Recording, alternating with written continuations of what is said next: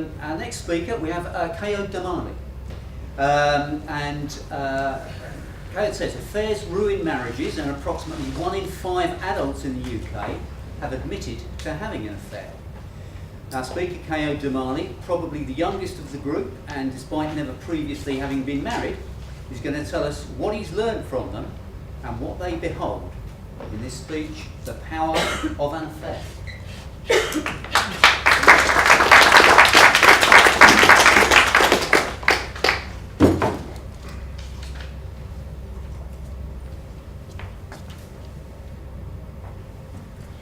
Edward Roberts was a dark-skinned man who lived in Trinidad.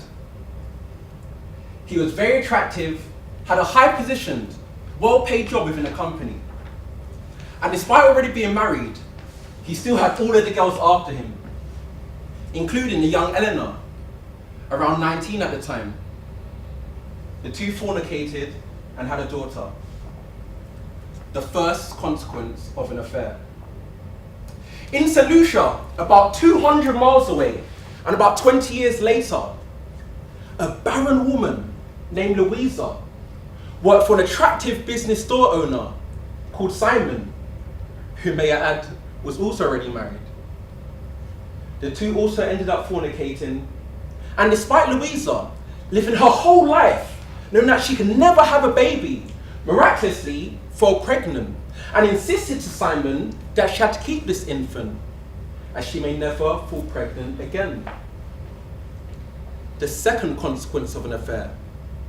Only this time, the consequence meant that she had to flee the island of St. Lucia and raise her son Ozzy in the island of Barbados.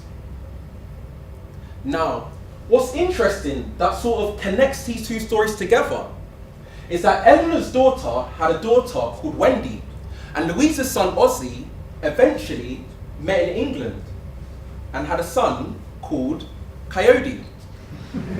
Yours truly.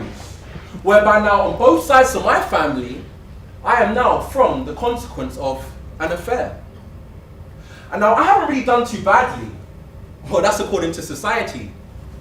I went off to uni and got a published first-class honours degree in psychology, and then I became elected vice president and governor of my university. But during this transition between my graduation and becoming vice president, when I found out that my youngest sister had become pregnant.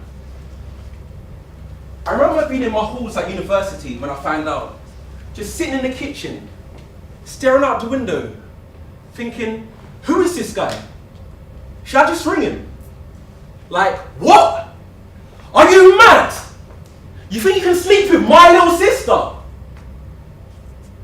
Regrettably now, but at the time, I did what I thought was best.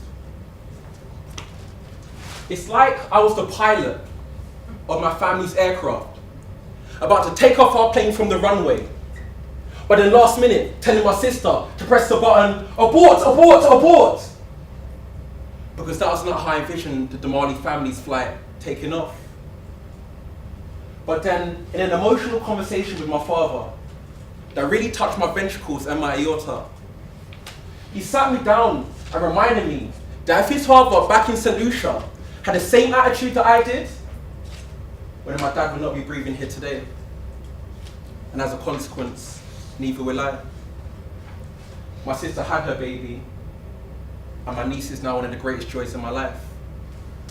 And that day, I learned a very valuable lesson. I know it's not to go around having affairs, absolutely not. I mean, I couldn't have one even if I wanted to. I'd have to get married first. Single ladies, you don't have to rush. Even though I know you like my hat, right?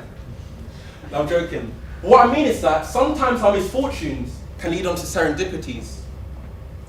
Now, I know I've given you a very extreme case when it comes to people, but what mistakes have occurred in your everyday life that could have become fruitful, only if you gave that seed a chance to grow? You might have lost that job, but something better could be coming. You might have had a cancelled booking, but something better could be coming. You might have had just an overall crap week, but something better could be coming. So now, I look up to the clouds, and I say thank you to my grandparents. Because I see them as blessings in disguise.